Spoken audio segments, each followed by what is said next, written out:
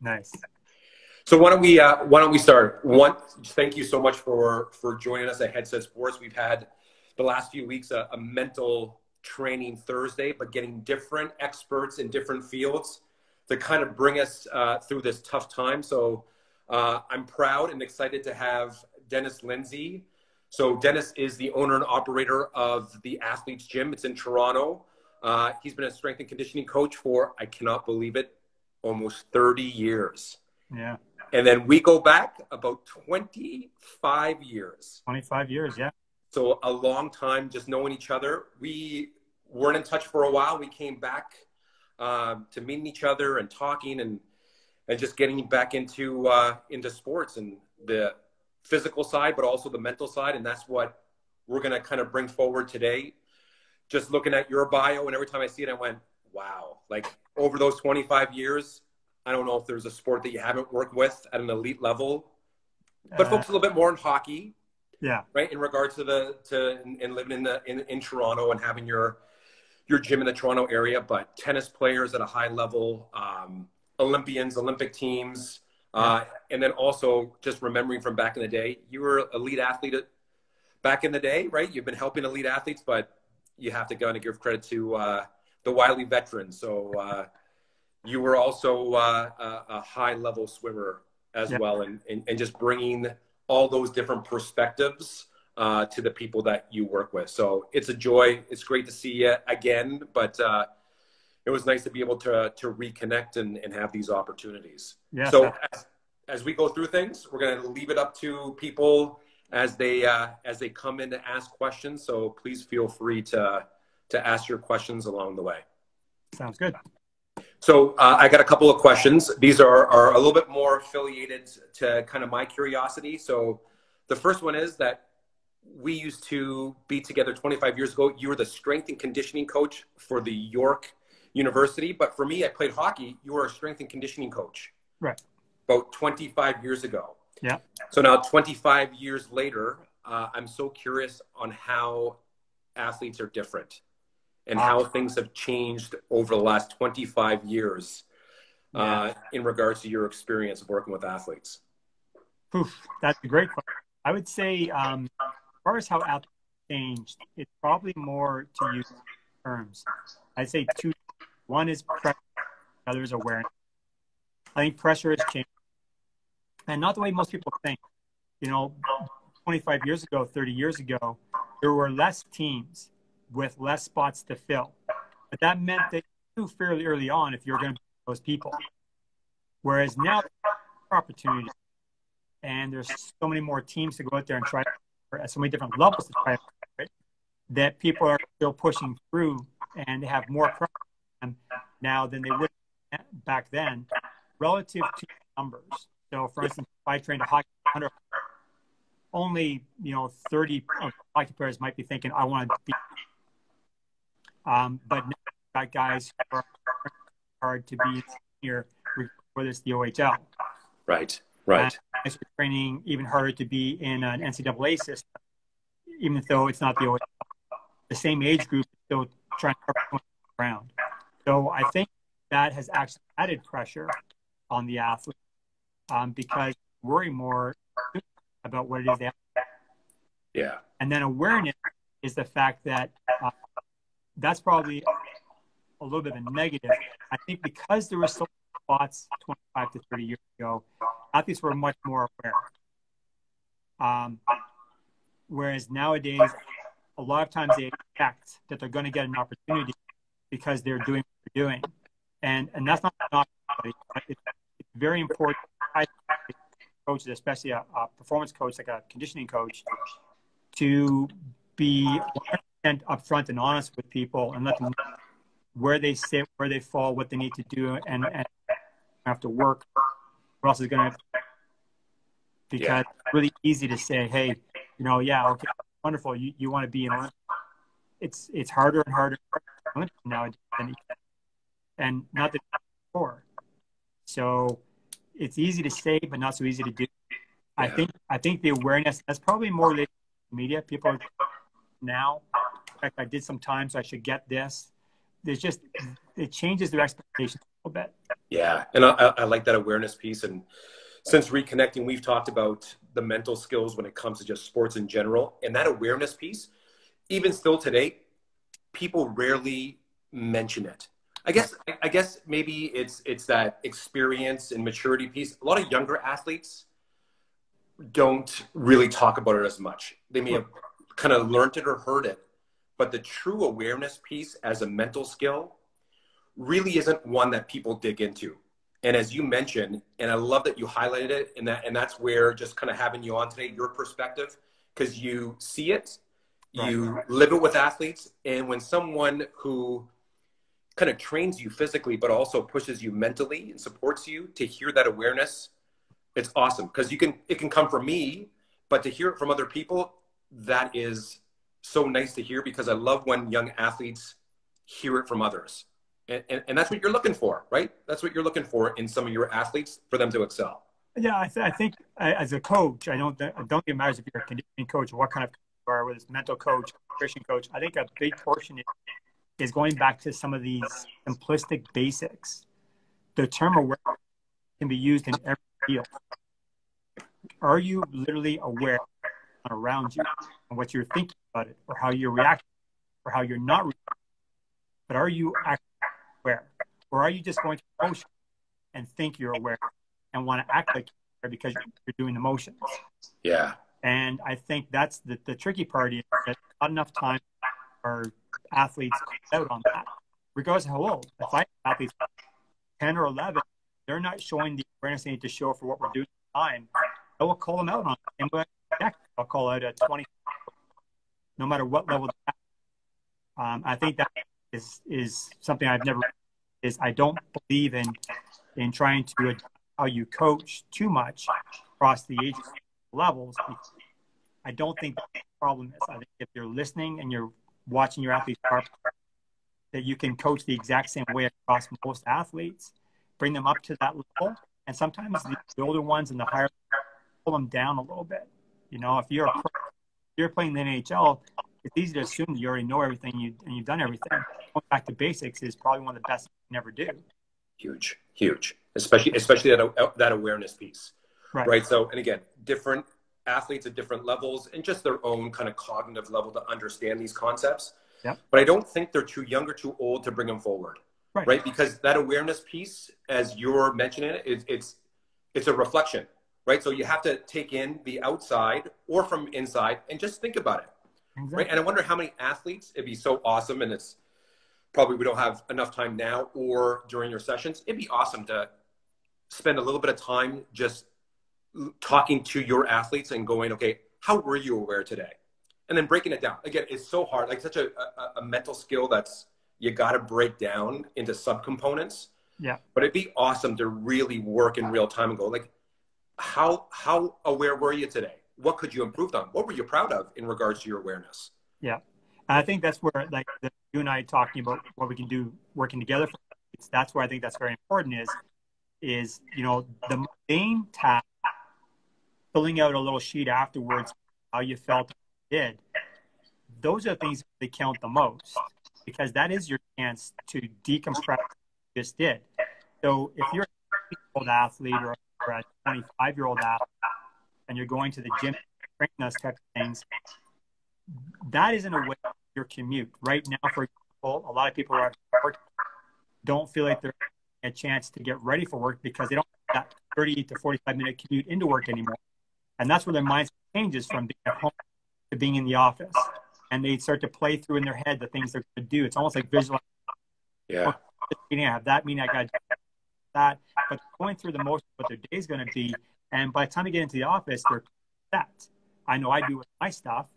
So, you know, it's the same thing for these athletes that sitting down and doing a sheet is actually their depression from I trained. Now I want to sit down and just fill out a few questionnaires, like you do the questionnaire, like your recovery, right? How good you are, or scale of 1 to 10. We do those kinds of things, and the idea is we track those well, and they pay the right attention to it. We can really easily go back and check things like overloading, mismanagement. You know, if they're in the right state or not. Those are key factors. I think that's a great decompression thing. Again, brings back basic awareness. Yeah, I love it. I love it. And if I can add one part to what you mentioned, and if we have time to be able to do it, is to ask someone else in regards to their thoughts. What do you think? What do you think? Right. So when you're in it, some people are just aware to begin with, and they can be able to understand themselves and their surroundings quite well. Yeah. Right. Even though they'll be biased, they'll do it quite well. But there are some that don't do it well at all. Right. So they might fill out questionnaires, but you can ask a coach. You can ask several coaches or teammates, and they might go, maybe not. Right. Here's some opportunities. Yeah. So here's that awareness piece, both young and old. I don't think it really matters about age. It's just how you bring it forward. But that skill, to me, is one of the greatest predictors of success. Absolutely. I agree. For athletes. Yeah. Because it gives you your baseline. It gives you a good idea of what you can handle or not handle. And no kidding involved. If you do it honestly, there's no kidding involved. You kid yourself. You can watch an hour and try and be on time for everything you want to do. But if you do that and you think you're pulling yourself, then that's kind of crazy. You shouldn't be able to fool yourself easily. Yeah, yeah. And for us at HeadSet, that is our underlying foundational pillar. Really, you can't have the potential and all these other mental skills without being aware. Yep. So I really think it starts and ends with awareness. Yep. And for those young athletes and all athletes, if you can work on it, and especially as we're coming back to going onto the playing field very, very soon, it's a great skill to focus on. But we're going to talk about that because I want to get your feedback on coming back to sport and getting ready for sport being taken back up. But one more question in regards to that difference in regards to maybe how athletes have changed from a couple decades ago to today is how have you had to adapt in regards to you being a coach for athletes over the years? Oh, another great question. Probably a tough one. I don't know. People think I don't change or I haven't changed. I do. Most of the adapting has come in the sense of the technology and technology and the way we program.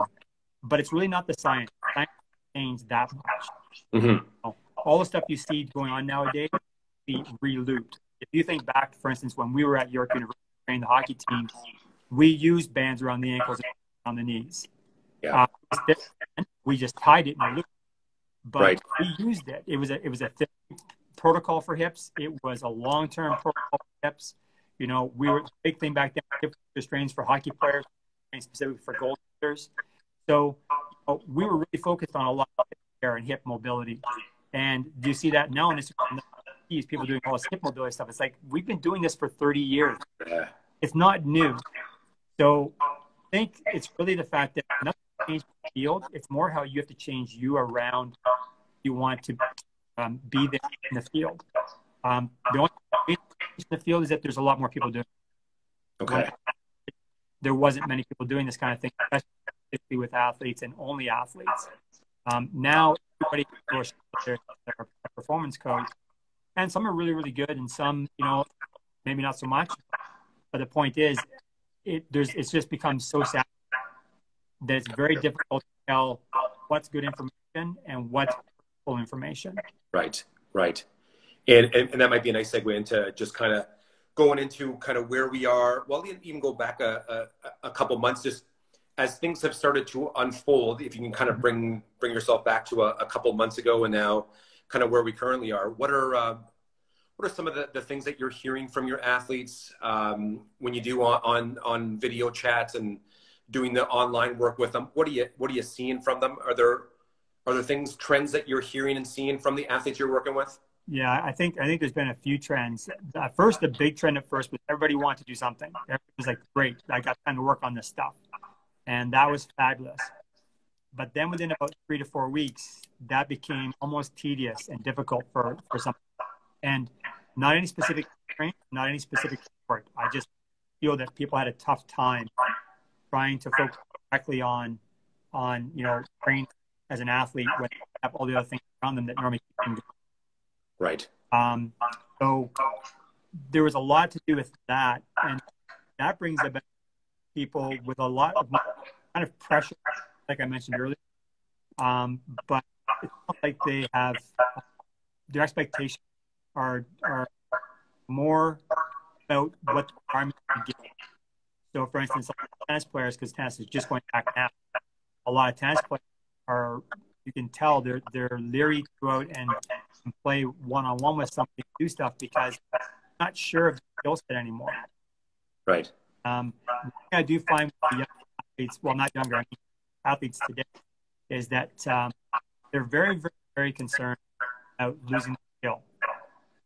Okay, I haven't been on the ice for a while. I really got to get back into basketball. Okay, you can be off the ice for, you can still do all kinds of other training stuff and be a much finally recovered. Right. So, ice, and within a week of just taking your time and doing things properly, you're going to be right back where you were, if not even better. Yeah.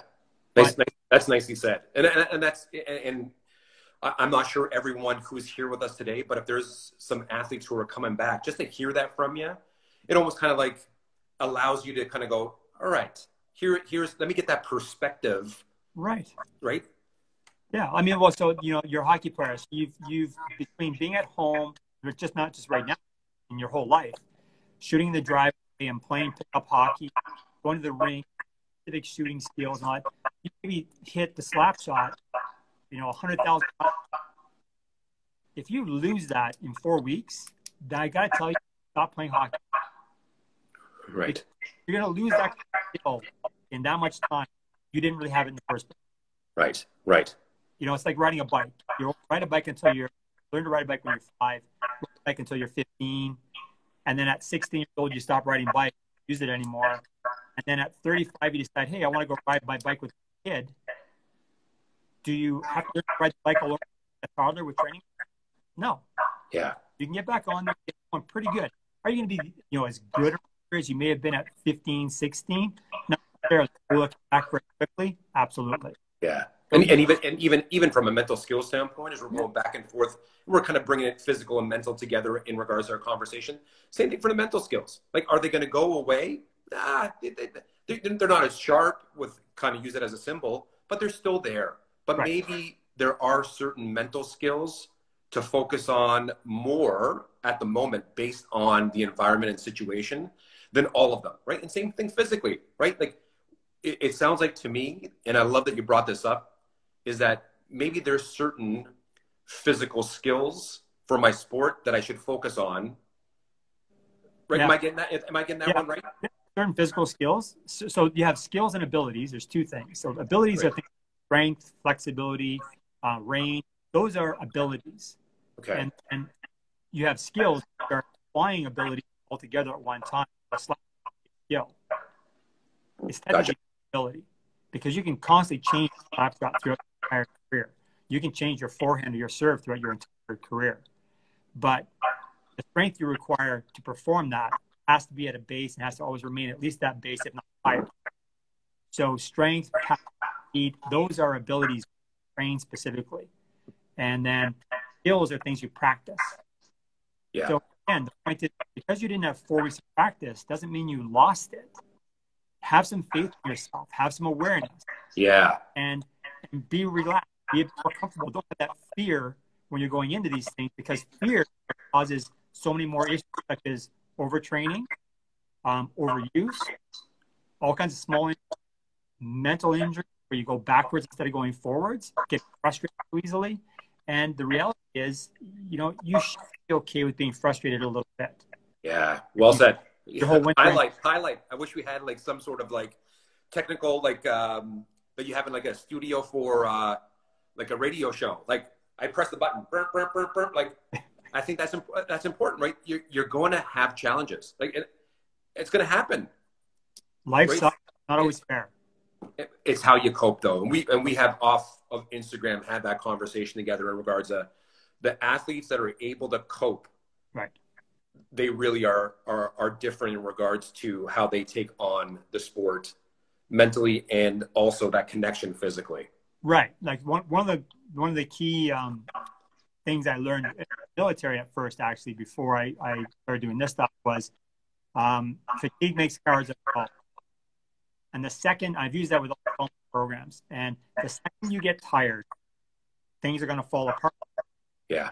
And it's going to make you think and fear you can't do what you need to do. it's very into the same idea from the boxing analogy of gets a plan until they get face. Yes, right. So the second something gets in the way, if that makes you to balk, step back, or not be as assertive or as aggressive about what your beliefs were in yourself or in what you're doing, then that's the key thing to be aware of. We're back to the awareness thing again. Yeah. You've got to learn how to work that. And that's really what it comes down to. So, looking at what athletes, how they prepare, or athletes, how they're actually performing something, prepare and perform a thing, then you have to still look at it. Okay, what's the most important thing for me? The most important thing is, can I do this with confidence? And which to me says, can I do this calmly? Yeah. And to me and bringing in the word, to me is what you're saying is it's got to be genuine. Yeah. Right. And you brought the boxing analogy. When you brought that up, I started thinking of the boxers I worked with and have worked with, mixed martial artists I spent a lot of time with, and I love working with them. To be in a chokehold, to be in a compromised position, exactly, and still believe that you have it's common patience. Yeah. When really most people are, for lack of better words, because they'll tell me, like, when you act aggressively, there's other words they use. But when you act aggressively, it's your downfall. Absolutely. Right. And it sounds like the same thing. It could be a tennis player. It could be a hockey player. It could be a combat sport athlete. When you're not calm and genuine believing that you can do something, it really starts to crumble for you. Yeah. The second one thing goes wrong. One little thing goes wrong and you're changing everything. Yeah. The yips in golf is a good example. Yeah. Yeah, for sure. For sure. Bad shot, 2 bad shots in a row, and the same kind of bad shot. And the first thing you start doing is you start trying to correct everything that you've recorrected before in the past. And you keep backtracking. But what you're forgetting is you're backtracking to all the habits you had that were wrong fixed before. Yeah. So you're really going the wrong direction. You're better off just staying focused, stay through it, finish the entire round that way, learn what you want to change and what you can do consistently and what you can't do consistently. You're much better opportunity with that than you are changing everything, going backwards. I have no idea what didn't work because everything. Yeah. Hey, can I?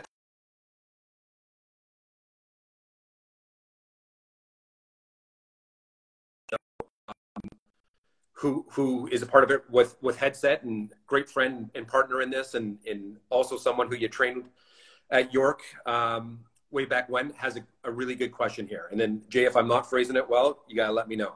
So he says, in training, do you teach standard operating procedures when things get tough, or do things change possibly when you I can almost kind of see you and sense you, like, when you're pushing athletes to their limits? Yeah.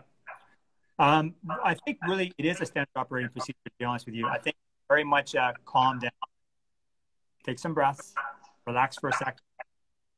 I'm going to give you a little bit of space. We'll come back, and then we'll start to correct or adjust. Nice. And then once they calm down, and this happens, for example, we don't have too many injuries happen in training, but if somebody was to tweak their ankle in a training, again, same thing right away is you don't get all worried about it. As a coach, because that'll freak them out. You don't let them do that. You say, some deep breaths, and we'll talk about this. We'll figure it out, but take your time right now. A little breath, get away from it. So walk over there, and then I'll bring you back in 2 minutes, and let's talk for a sec. And then let's go do right away. Get right back on the horse, and make sure you're not afraid of that horse. Yeah. But it's planful, right? So, like, as you say that, like, when someone doesn't train or plan for that, that's a different undertaking than someone that does. Like, experiences. Go ahead. So I see Gally said this is the exact same thing the Navy SEALs do. So my background is special forces. Okay. And so a lot of things that we learned was exactly that. So the most, again, I said one of the key things we use all the time was fatigue is cowards of us all. Another thing we use all the time, especially for shooting, is slow is smooth, smooth is fast. So no matter what you do, if you're entering a building or if you're doing something else, the idea is it looks really fast to the outside.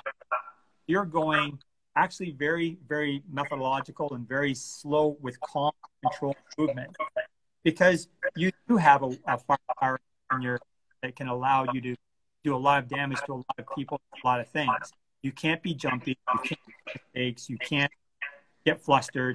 You have to be very, very calm inside and know that the control you have is the control you have.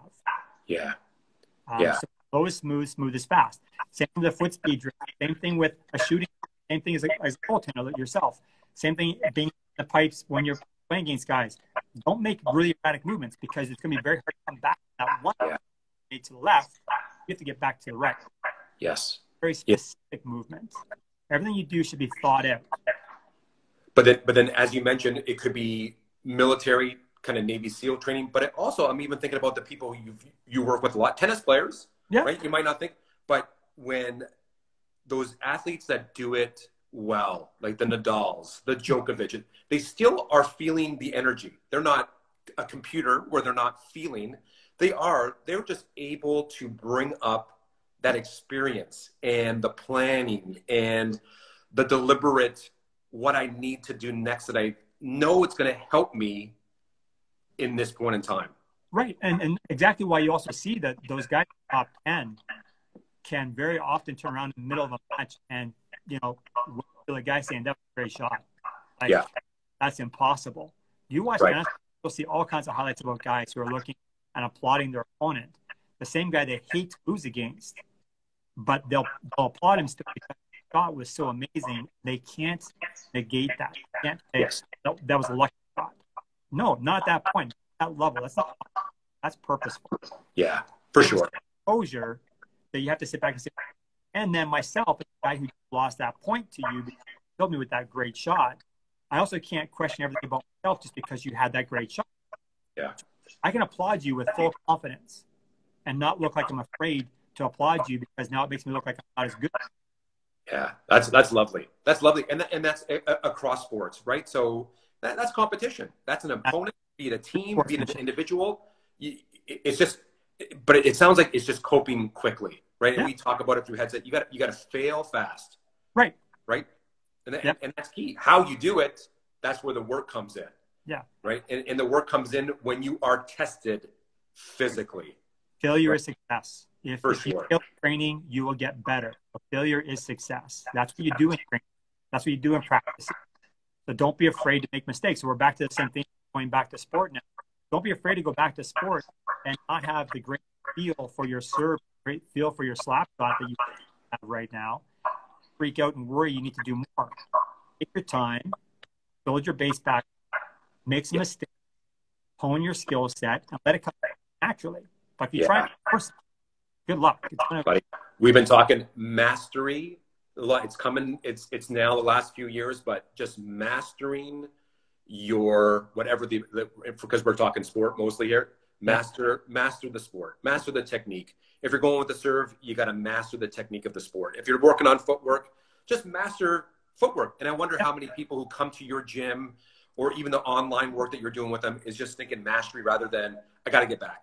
I have to, and it's that self-talk, right? We talk about a lot, but how you talk about the entrance back in the sport is going to mean a lot. And I think that mastery perspective will really help athletes as they come back to their sport. Right. Yeah. Return to play is going to be the tough part. And return to play really comes down to, I hope, that most coaches who are working with athletes, not necessarily coaches, but just in general, will be willing to take the time.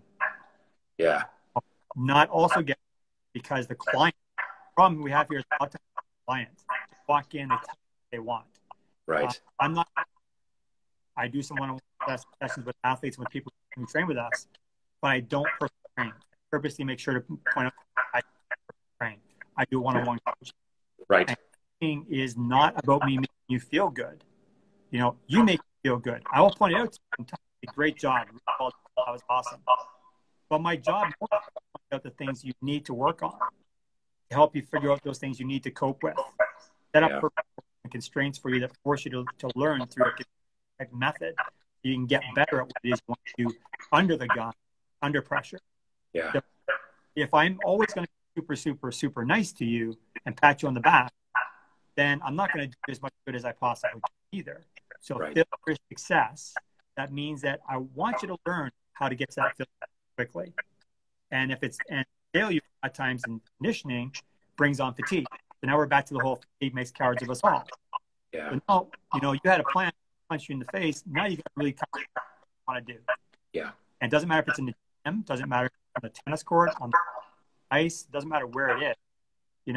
It's about learning how you handle stuff.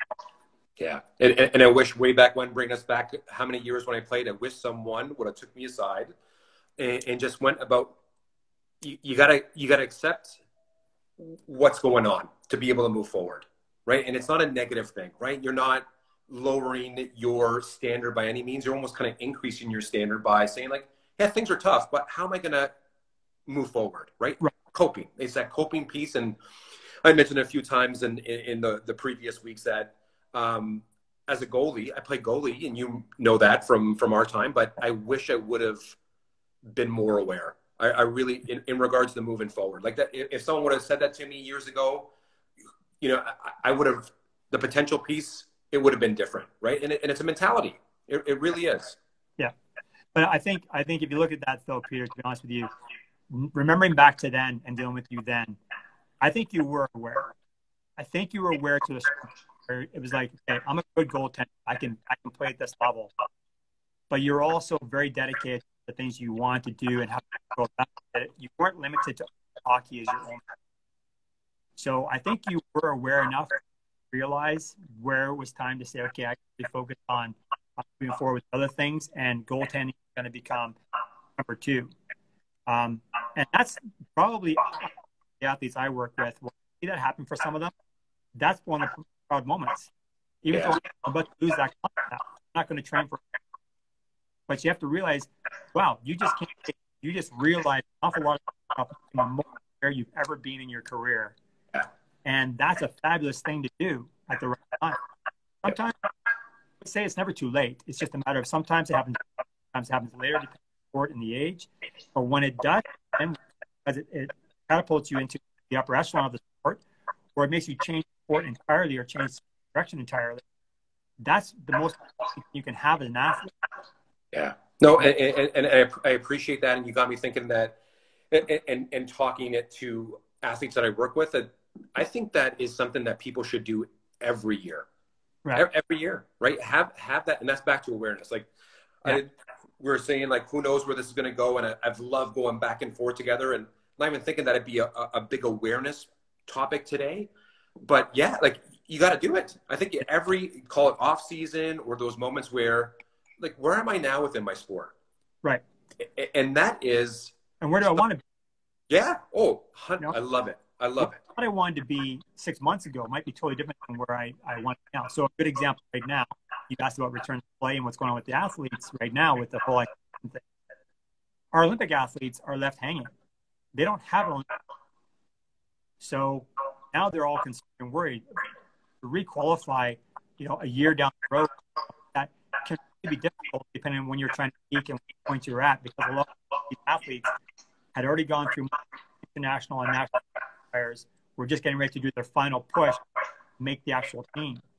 And, if you've been at that level, it's very, very difficult to just put a bolt on that, throw it back out. So have people who now have to really rethink what it is they want to do. Yeah. And where they want to go with it. And some people who are a little bit at the same time, now they're really in a crux. Do I go 2 to 3 years? Do I not? It's not so as you finish the Olympic Games and decide, do I want to try 4 years for the next Olympics? It's you're not even quite there. You're at the cusp. Now you have to stop and then start and then go. Yeah. And that's going to cause a lot of issues for people. So the idea of being able to rethink on a regular basis throughout your year, your annual year or whatever happens, I think is also crucial. I think that's a really good reflection point. Yeah. Probably isn't done often enough. People instead use certain type of competitions to make that happen for them. And that's also where they go wrong sometimes.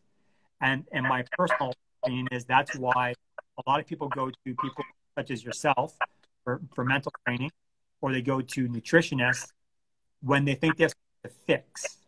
Mm-hmm. And the reality is, it's not about trying to fix something all the time. Like, I should be able to go and talk to my sport psychologist, when I'm feeling good, when things are going perfectly well, I should be able to get a good idea of where that, how we're coping with that. Because highs bring lows, don't always bring highs. Yeah. So, even handling those highs. We talk about in practice.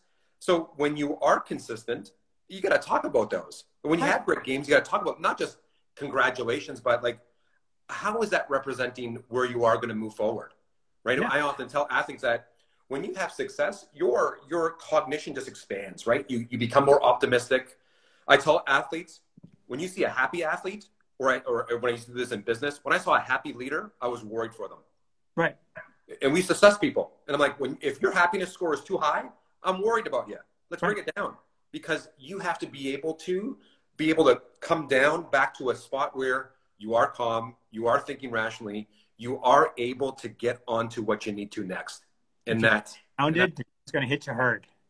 Yeah. Yeah. Hey, we got just a few minutes left. I've just loved this going back and forth. I just want a little bit left in regards to any, as athletes kind of take on coming back to their sport, right? Any kind of words of wisdom or expertise pieces, just some little nuggets for people just as they come back? I think less is more. That's the number one thing I put in there. Keep it simple. Go back, do the big skill sets, ramp your way up. Take the first week and a half, slowly adding on every single day. Just because you're a hockey player doesn't mean it's not the same training method and same training science as it would be for a marathon or anybody else. Never jump 10%.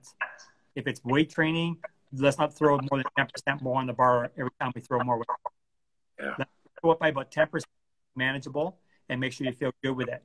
But if you start off at what should be 65 to 75 for yourself, that means in a week and a half, back up to 10%. So take your time. Don't rush it. And less is rather than trying to worry about, I've got to make it happen now. Everybody else is in the exact same boat. Yeah. So just cope with it. Yeah.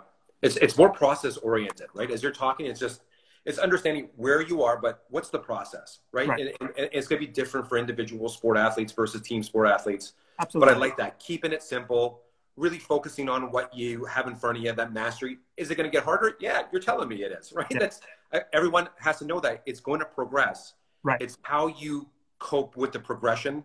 And again, but we're running out of time, but those expectations, to leave without highlighting that one more time, what you said, dealing with those expectations, the fear around that, from a mental skill standpoint, huge. Fear is the enemy.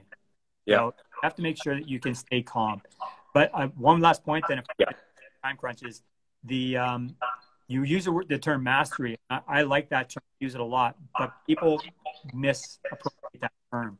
Mm-hmm. So people listening to you are thinking, mastery, like really perfectly focused, being perfect at this thing. And that's not what it is at all. Mastery, get to the point where it's almost automatic. Get to the point where you can do it without having to worry about having to repetition, consistency, and reevaluation. That's what mastery is. It's not running around and saying, okay, I've got to be perfect at it. So again, failure is success. Do it 1,000 times and fail 900. You're still going to be better. Love it. Right. And that's and you know them so well because you work with them. Those elite athletes who have that mindset that they strive towards excellence or that mastery is a long-term, day-by-day tracking process. Right. And that's an important piece. And but we have to do this again, right? I just we'll find time. Hopefully, we have a little bit of time, even as we get back to sport, to do this, because this was wonderful. And I hope the people who are linked to HeadSet, I know with the athletes gym, they hear a lot about this day in and day out, but it's just good kind of repetition in regards to those concepts and mentality for taking this on. So last piece before we end is for people in getting a hold of you, the best way is still through just direct messaging through direct Instagram. Through Instagram, just at the athletes gym, and ask a question or get back to something, and we'll get back to you. It's best right now, especially with everything going on. Yeah. We just moved locations to Chestwood Arena now, so we're still in the midst of getting set up. So when the running doesn't work great, but for right now, Instagram's the best way. Awesome. And we'll put you on our Instagram page, and just we'll continue this, and even off, we said we're gonna get together again. This is just the beginning for us. So me too. It's been awesome. a long time. We're gonna make up for lost time. I'm trying to get younger. We gotta keep But you haven't changed. That's the thing. Other than that beautiful handlebar mustache. Yeah. Loving it, buddy. Okay, we'll do it soon. Thank you, sir. Again. Thank you. All right. Bye. Take care. Bye-bye.